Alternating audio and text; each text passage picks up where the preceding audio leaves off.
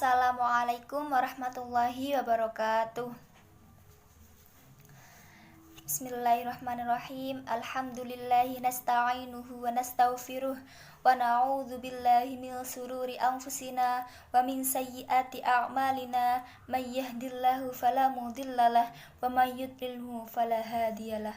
Yang terhormat Bapak Hartono MPD selaku dosen pengampu mata kuliah Bahasa Indonesia Pendidikan Islam Anak Usia Dini, dan tak lupa rekan saya kelompok 1 serta seluruh teman-teman AUD 1 yang dirahmati Allah.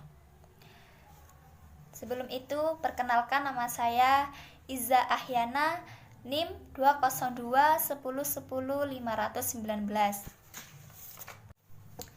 Di sini saya akan mempresentasikan bahasa Indonesia dengan berbagai ragamnya. Oke, yang pertama, pentingnya bahasa. Manusia merupakan makhluk sosial dan makhluk yang tidak bisa hidup sendiri atau hidup individu. Dan manusia ini membutuhkan manusia lain dalam menjalankan aktivitasnya. Nah, salah satu contoh penggunaan bahasa yaitu komunikasi dengan orang lain.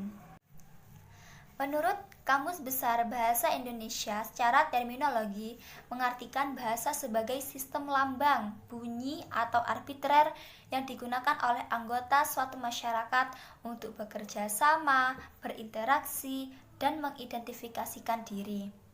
Bahasa juga mencakup dua bidang, yaitu bidang bunyi vokal dan arti atau makna. Maksud dari bahasa sebagai bunyi vokal itu apa? Maksud dari bahasa sebagai bunyi vokal berarti sesuatu yang dihasilkan oleh alat ucap manusia berupa bunyi yang merupakan getaran yang merangsang alat pendengar. Sedangkan bahasa sebagai arti dan makna berarti isi yang terkandung di dalam arus bunyi yang menyebabkan reaksi atau tanggapan orang lain. Bahasa adalah alat komunikasi antar anggota masyarakat Indonesia. Bahasa juga menunjukkan perbedaan antara satu penutur dengan yang lainnya. Selain itu, fungsi bahasa juga melambangkan pikiran atau gagasan tertentu, dan juga melambangkan perasaan, kemauan, bahkan melambangkan tingkah laku seseorang. Yang selanjutnya yaitu pengertian ragam bahasa. Ragam bahasa adalah variasi bahasa menurut pemakaian yang berbeda-beda menurut topik yang dibicarakan, menurut hubungan pembicara, kawan bicara, orang yang dibicarakan, maupun menurut medium pembicara. Apa sih yang disebut dengan ragam bahasa baku atau ragam bahasa resmi? Jadi ragam bahasa baku atau ragam bahasa resmi adalah ragam bahasa yang oleh penuturnya dianggap ragam yang baik, yang bisa digunakan di kalangan terdidik, di dalam suatu karya ilmiah, di dalam suasana resmi, atau di dalam surat menyurat resmi. Sehubungan dengan pemakaian bahasa Indonesia timbul dua masalah pokok, yaitu masalah penggunaan bahasa baku dan bahasa tidak baku.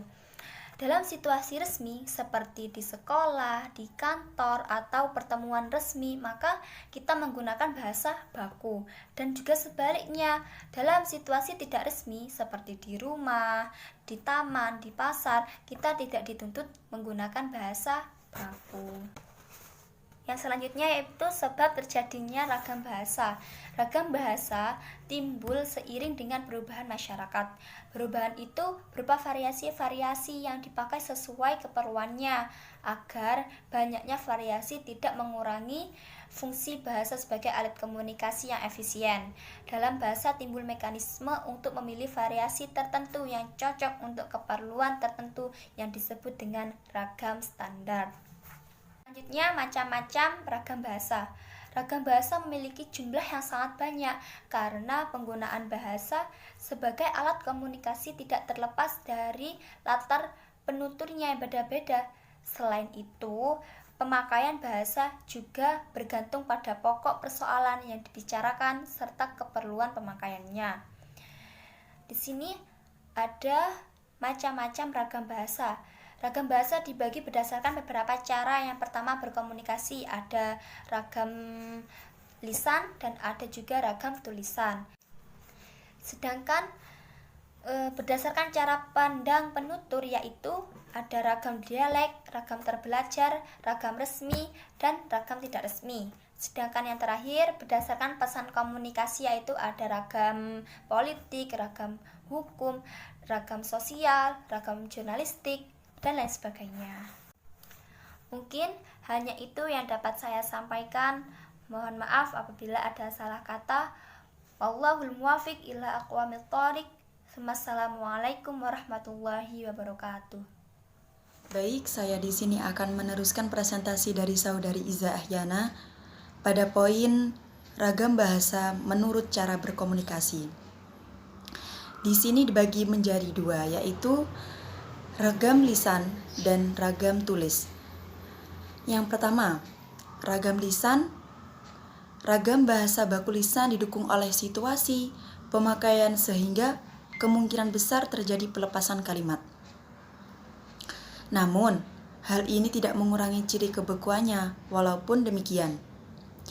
Jadi, ragam lisan berbeda dengan ragam tulis, karena ragam lisan mempunyai arti keberlangsungan, dalam artian tidak seperti ragam tulis yang ada waktu, ada kejedaan, dan ragam tulis sendiri mempunyai ciri-ciri ada 8, yaitu yang pertama, memerlukan orang kedua atau teman bicara. Jadi, ragam lisan mempunyai lawan atau orang yang mau diajak berbicara. Dan yang kedua, tergantung situasi, kondisi, ruang, dan waktu. Yang ketiga, tidak harus memperhatikan unsur gramatikal atau kata-kata imbuhan.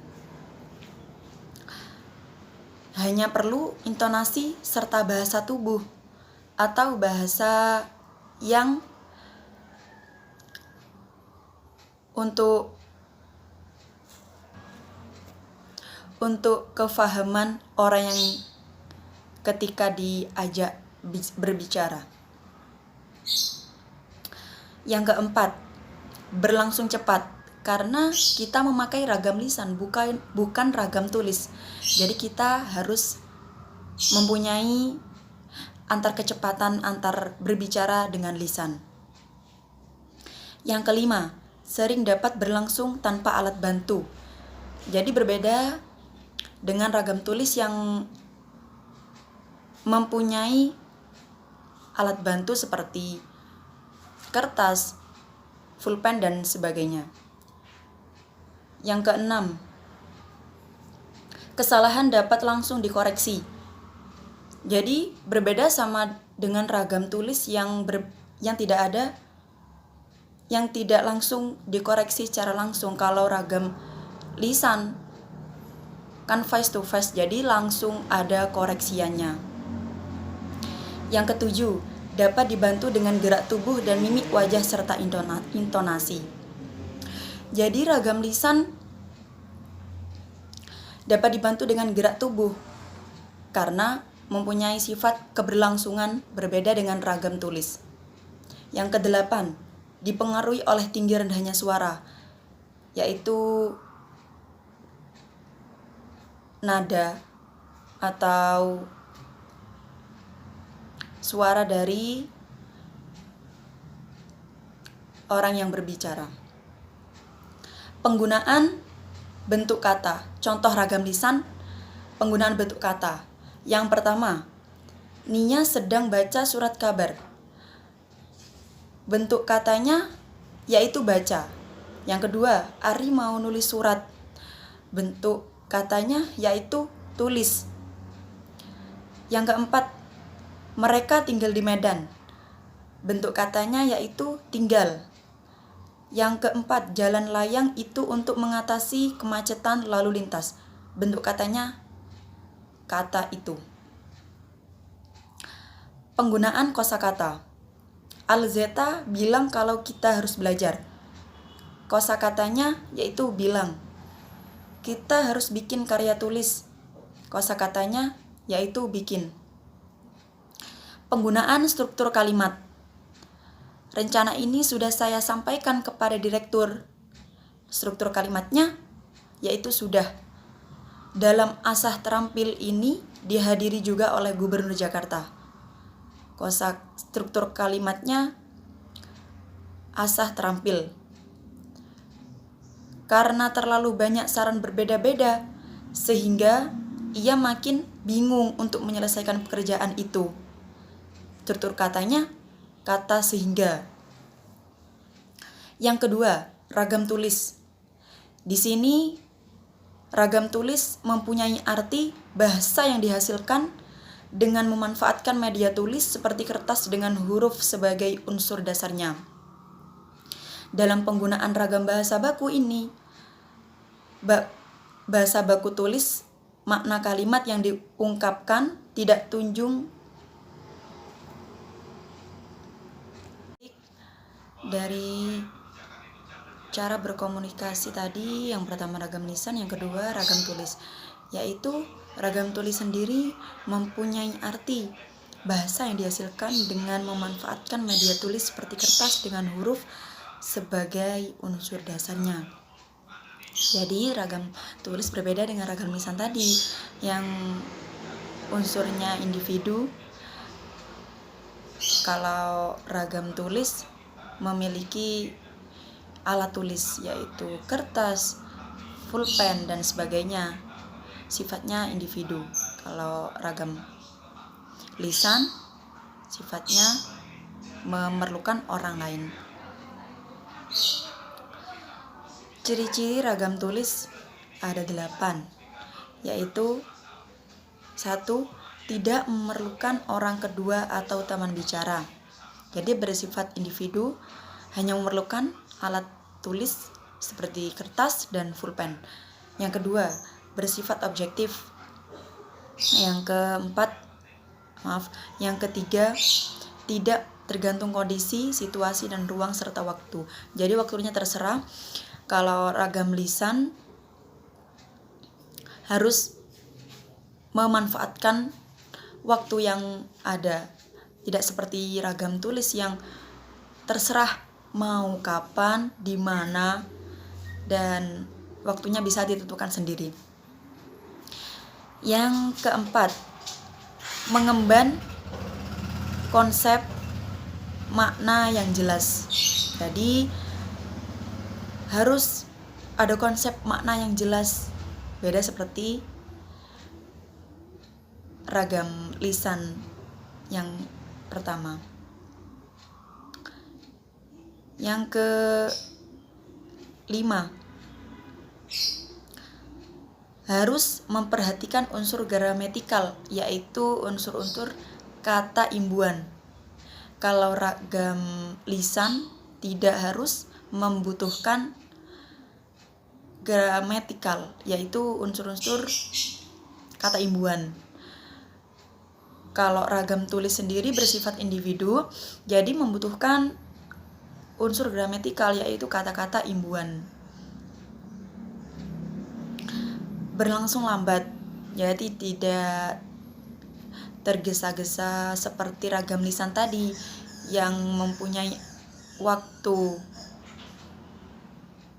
sedikit tapi harus dimanfaatkan sepenuhnya. Beda dengan ragam tulis yang berlangsung lambat, artinya terserah.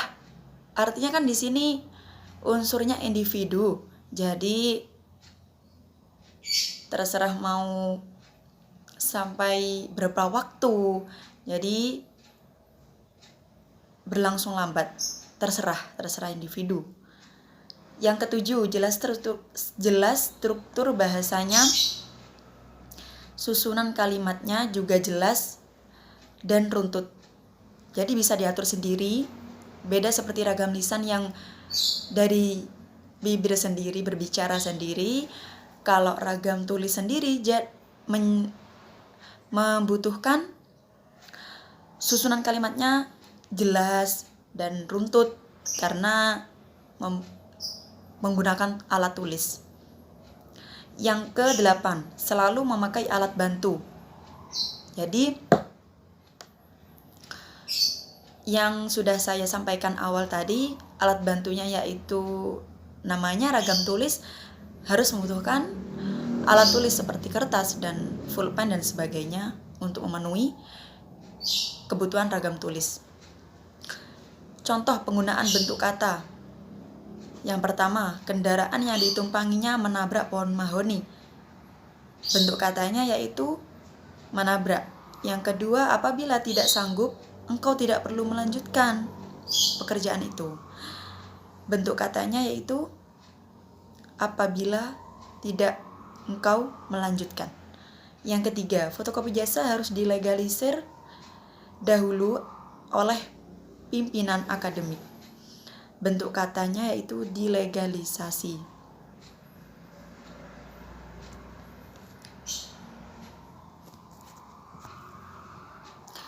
Penggunaan kosakata, yaitu contoh yang pertama saya sudah memberitahu mereka tentang hal itu.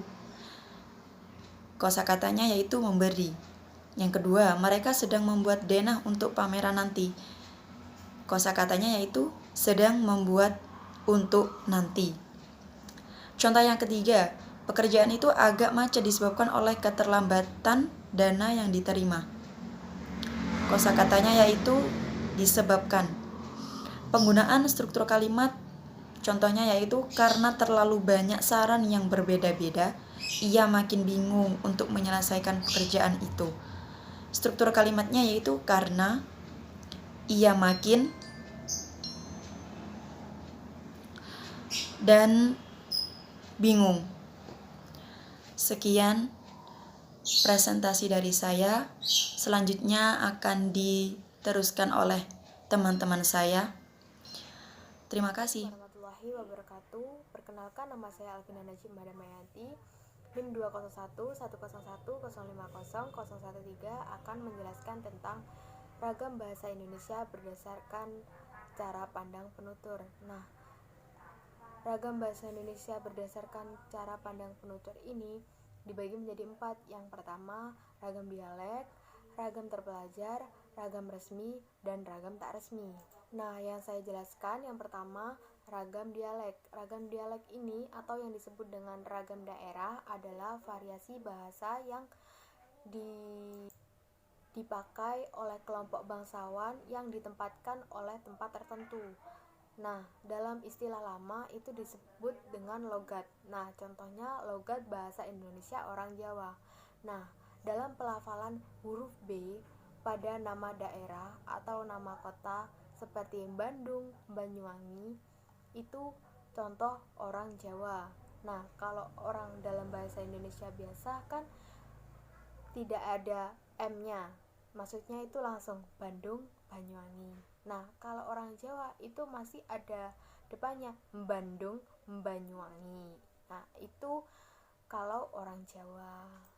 Ciri-ciri khas yang meliputi tekanan dan turun naiknya nada dan tinggi panjang pendeknya nada itu yang membuat aksen ragam bahasa ini atau ragam daerah ini yang berbeda. Yang kedua adalah ragam terpelajar.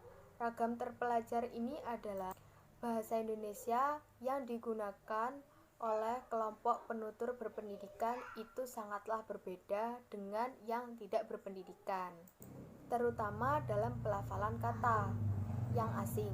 Contohnya, yang pelajar itu video, yang tidak terpelajar itu adalah video. Jadi kan ada bedanya. Nah, yang ketiga adalah bahasa ragam resmi dan tak resmi. Nah, ragam resmi adalah bahasa yang digunakan secara resmi atau dalam situasi resmi seperti pertemuan-pertemuan, undang-undang, atau peraturan-peraturan. Nah, ciri-ciri bahasa ragam resmi adalah menggunakan unsur gramatikal secara eksplisit dan konsisten, menggunakan imbuhan secara lengkap, menggunakan kata ganti resmi, menggunakan kata baku, dan menggunakan ID. Nah, selanjutnya adalah ragam tak resmi. Ragam tak resmi ini adalah bahasa yang digunakan secara tidak resmi yang bisa ditempatkan saat bergaul dan bercakap-cakap dan lain-lain, yang ditempatkan pada situasi yang tidak normal. Ciri-ciri ragam tak resmi ini adalah kebalikannya dari ragam yang resmi tadi. Itu saja yang bisa saya sampaikan. Pembahasan selanjutnya akan disampaikan oleh teman saya. Menggunakan kata ganti resmi, menggunakan kata baku, dan menggunakan ID. Nah, selanjutnya adalah ragam tak resmi. Ragam tak resmi ini adalah bahasa yang digunakan secara tidak resmi yang bisa ditempatkan saat bergaul dan bercakap-cakap dan lain-lain, yang ditempatkan pada situasi yang tidak normal. Ciri-ciri ragam tak resmi ini adalah kebalikannya dari ragam yang resmi tadi. Itu saja yang bisa saya sampaikan. Pembahasan selanjutnya akan disampaikan oleh teman saya. Assalamualaikum warahmatullahi wabarakatuh. Alhamdulillah, pada kesempatan kali ini saya akan melanjutkan atau menjabarkan lanjutan daripada beberapa macam ragam bahasa di Indonesia. Adapun ragam bahasa di sini yang saya akan jelaskan yaitu menurut topik pembicaraannya, yang mana ragam bahasa jika ditinjau dari topik pembicaraan maka mempunyai 4 ragam bahasa. Yang pertama yaitu ragam politik, yang nomor 2 ragam hukum, yang nomor 3 yaitu ragam sosial, yang nomor 4 yaitu ragam jurnalistik. Baik, kita akan mulai pada yang ragam pertama yaitu ragam politik. Adapun pengertian ragam bahasa di sini ialah bahasa yang digunakan oleh para pengusaha di dalam menata atau mengatur kehidupan masyarakat. Dan juga bahasa di sini, bahasa politik digunakan oleh para politikus dan para pejabat-pejabat yang mana biasanya untuk mengundang simpati masyarakat. Misalkan digunakan ketika pemilihan umum dan semacamnya, dan masih banyak lagi daripada contoh ragam bahasa politik. Yang nomor 2 yaitu ragam hukum. Adapun ciri khas daripada bahasa ragam hukum di sini ialah memiliki bahasa yang menggunakan penjelasan yang sangat lebar. Dibutuhkan kriteria yang sangat jelas dan harus sesuai dengan situasi dan kondisi yang dimaksud. Maksudnya bagaimana? Penjelasan atau penggunaan bahasa dalam ragam hukum di sini biasanya digunakan dalam institusi atau tempat-tempat seperti pengadilan, baik itu pengadilan negeri, pengadilan agama, atau bahkan juga di lapas-lapas tertentu seperti itu. Kemudian yang selanjutnya yaitu ragam sosial, yang mana ragam bahasa sosial ini digunakan, maksud dari ragam bahasa di sini digunakan bagi orang di kalangan masyarakat yang lebih kecil. Dan ragam sosial ini menunjukkan bahwasanya seseorang akan membedakan mana yang harus bicara dengan orang tua yang lebih dewasa dan mana yang pembicaraan untuk teman dan adik-adik kita. Contoh, orang yang lebih muda tidak akan mengatakan kamu terhadap orang tua. Mungkin seperti itu. Dan ini banyak digunakan sekali dalam bahasa masyarakat ragam sosial ini. Salah satunya kalau untuk adik kamu, kalau untuk orang tua, panjenengan, atau kalau di istilah bahasa Jawa seperti itu. Jadi penggunaan ragam bahasa di sini yang dimaksud dengan ragam sosial adalah penggunaan bahasa yang mana menempatkan bahasa tersebut sesuai dengan kedudukan orang yang kita ajak bicara. Kalau orang tersebut lebih tinggi daripada kita atau lebih tua, maksudnya lebih tinggi derajatnya, jadi kita harus menggunakan bahasa yang sopan, bahasa yang baku. Misalnya mahasiswa ngechat dosen, nah itu bahasanya harus menggunakan bahasa yang sopan. Kemudian bagaimana kita ngechat dengan teman? Ada juga caranya. Ngechat terhadap teman, maka secara otomatis beda kan dari ngechat teman dan juga ngechat dosen. Jadi itulah gambaran daripada ragam bahasa sosial. Yang terakhir yaitu ragam jurnalistik. Adapun ragam bahasa di sini biasanya digunakan oleh media, pers, koran dan lain sebagainya yang berhubungan dengan media. Dan bahasa yang digunakan dalam ragam bahasa jurnalistik yaitu bahasanya padat, mudah dimengerti, kemudian juga baku, tidak bertele-tele atau tidak berkepanjangan. Jadi bagaimana masyarakat itu bisa memahami dari apa yang disampaikan oleh media tersebut. Ingat, bahasanya padat, kemudian jelas dan baku.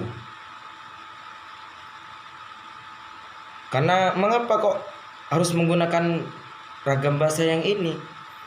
Karena memang bahasa jurnalistik itu ditujukan penyampaiannya itu kepada halayak ramai, kepada umum. Secara otomatis kalau disampaikan kepada halayak ramai ataupun umum, pendengar daripada masyarakat yang mendengarkan pemberitaannya, maka kalau pembicaraannya itu atau bahasanya bertele-tele, maka secara otomatis kurang paham gitu. Makanya dalam ragam bahasa jurnalistik di sini bahasanya padat, singkat dan jelas. Seperti itu. Itulah beberapa ragam bahasa menurut topik pembicaraannya, yaitu ada 4. Sekali lagi, yang pertama ragam politik, yang nomor 2 ragam hukum, yang nomor 3 ragam sosial, yang terakhir yaitu ragam jurnalistik. Mungkin hanya itu saja dari saya teman-teman. Kurang lebihnya mohon maaf, dan juga kepada Bapak Hartono MPD, saya selaku kelompok 1 beserta rekan-rekan kelompok 1 mohon maaf yang tidak batasnya apabila ada penyampaian ataupun tutur kata yang kurang berkenan di hati Bapak dosen serta teman-teman sekalian. Kami mohon maaf yang sebesar-besarnya. Kurang lebihnya wabillahi taufiq wal hidayah, wallahul muwaffiq ila aqwamit thoriq. Wassalamualaikum warahmatullahi wabarakatuh. Selamat beraktivitas.